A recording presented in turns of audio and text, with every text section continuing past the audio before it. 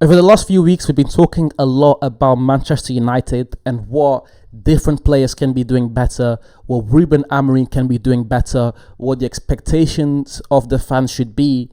However, we haven't addressed the real problem at United. We haven't really talked about where the problems have really come from at United. And I want to start this video by giving the caveat that I want this board to be successful. Unlike a lot of other fan channels, I am not someone that will say manager out, manager out, manager out. I'll always find ways to help the manager if I can, or at least identify problems that can be solved. And with the board, it's the same thing. You know, I believe that, at least I want to believe that the board has the best interest at United at heart.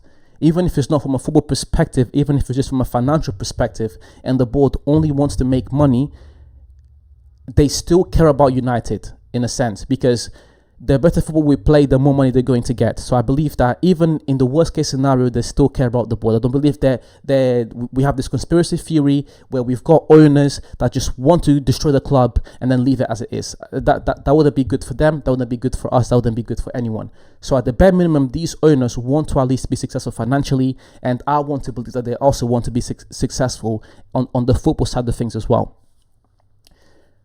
That being said, they have made a lot of mistakes over the past few years, and I want to identify 5 mistakes that I believe have really hindered our ability to be a successful club. And these 5 reasons also explain why last season we finished 15th. All of these reasons kind of help to explain why we are in such a poor situation at the minute. And we're going to start with the simple fact that the transfer strategy so far at United has not been clear. We haven't had one clear vision. And I have 2 points that I want to make here, but one of my points is the transfer vision has not been there, and at the same time the poor managerial support and patience has not been there. And these 2 points go hand in hand, and I'll explain why. Because we don't back our managers, because we don't have long-term vision, this means that every transfer window we're going to either trying to develop the team from a start, or not backing the manager. As I said, you know, you look at Ten Hag's last transfer window, I feel like, was he properly backed? I don't think so. Now you go back to us having to restart with Ruben Amorim, and there's this cycle of don't back the manager, having to start all over again, don't back the manager, start all over again. And this has really, really, really hindered our ability to develop. And this goes all the way back to Louis van Gaal. David Moyes, he got the bad end of the stick. He couldn't really make that team work. He got sacked. Louis van Gaal was not backed properly. Mourinho was not backed properly. Ole, even with all the tactical weaknesses that I thought that Ole had, he also was not backed properly. Erik Ten Hag was not backed properly, and Ruben Amorim was also not backed properly. And part of the reason why I believe that Ten Hag should have stayed. But fair enough, if we're going to sack Ten Hag, sack him before the season starts, because then you can start rebuilding with Amorim straight away, and you can back Amorim straight away. By sacking Ten Hag a few months into the season, you pretty much forfeit that season, because what's Amorim going to do in a team that's demoralized, that's not playing well, and that wasn't backed throughout the summer? What was Amorim meant to do last season? Nothing. This is why I say these 2 points go hand in hand. The fact that we haven't backed up managers, and consequently why our transfer vision has not been there. These 2 things have really hindered our ability to be a successful club. Because you look on the other side, the continuity of Pep Guardiola, the continuity of Jurgen Klopp, you know, Ancelotti, and the way they were able to give Ancelotti the tools to be successful. The continuity at Barcelona now. And you look at other sports, and it's the same, other team sports, and it's the same thing.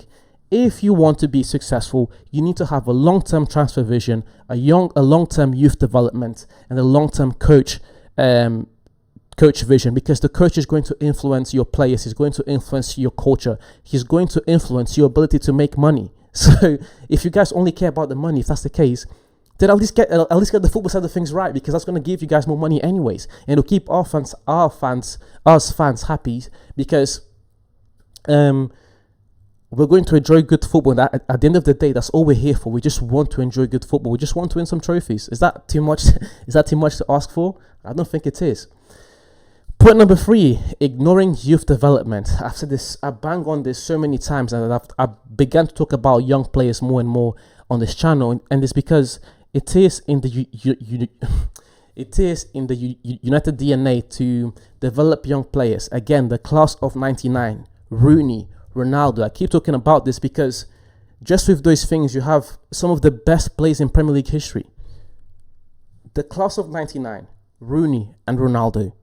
Those 3 key moments allowed us to have allowed us to have some of the best players in United history.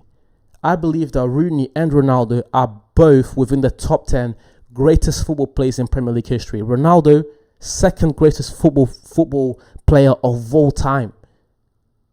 We developed Ronaldo at United. That is something to be proud of. Who is the young player that we have developed so far? Look at how Rashford turned out. Look at how Greenwood turned out. Look at what's happening with Kobbie Mainoo. We have failed. We have Anthony Martial as well. We have failed Pogba, Jesse Lingard. We have failed to develop young players properly. And we've had so much talent. Even in our failures, Rashford, Greenwood, Pogba, Lingard, even Martial, signing Martial when he was young, because that also counts. Even in our failures, we had so much potential, but we keep bottling up. And now Pogba and all these players, they're not the problem of this board. Let's not be unfair. They're not the problem of this board per se, but I'm not seeing enough being done to continue this legacy of youth excellence. Why Kobbie Mainoo, as talented as he is, he should be starting. There should be a demand to have Kobbie Mainoo start. Tell Amorim to fix his formation, because Kobbie Mainoo needs to be on that team. And if he's not on that team, let's give Mainoo the right tools to develop. There's so much potential in this team, so much youth potential. We need to give these players the right platform. Point number 4, financial mismanagement and wage structure issues. Harry Maguire. Again, not necessarily this board's fault, but how much money Harry Maguire is being paid. How much money we paid for Anthony and Rasmus Højlund and Joshua Zirkzee. Oh my God, the amount of money going down the drain. And I've said this before, I don't care about the amount of money we spend, because it's not my money. I'm not the one spending it. However, the amount of money we are spending on these players is hindering our future ability to actually sign proper players. And this point goes hand in hand with the not backing the manager and the poor transfer vision. Because all this money we're spending, you can't develop the team, and you end up spending more money over and over again. How about we invest into the quality players? And I believe that this season so far, Cunha and Mbeumo, 2 thumbs up. I've talked about these 2 players and I gave the board their flowers. And Mbeumo and Cunha, 2 thumbs up. But we need to keep this up. We must keep this up. And signing a striker, or at least helping Amorim to fix the midfield, will be the third step into making this transfer window successful. And the final point is the failure to modernize the club infrastructure and culture. There are steps being made in that. The new stadium is being built, so there are steps in that. But just because things are being done now doesn't obsolete what has happened over the past few years. It's been really bad. Leaking at Manchester United, leaking at Old Trafford, rats at Old Trafford, poor training conditions. All these things. It's like we United realistically are a top 5 great club in the world. Throw Barca in there, throw Real Madrid in there, throw Bayern Munich in there, throw another club that you want to. United are in that mix. We are one of the most valuable sporting infrastructures in the world, not just football, sports in general. American football, basketball, Formula One. whatever other team sports, the Indian Premier League, whatever other team sports that you want to throw in there, United are extremely valuable. And we need to make sure that we have the right, I can't believe I'm saying this, we have the right infrastructure in place to represent that. It's like making £1 million a year and living in a house full of holes and rats, because that's really and truly what we are doing. Our home is full of holes, leaking roofs and rats. It's not acceptable, and that needs to be changed. But again, I applaud the fact that we have put this new stadium development in plan. It is a step in the right direction, but it does not absolve the mistakes that were made over the past few years.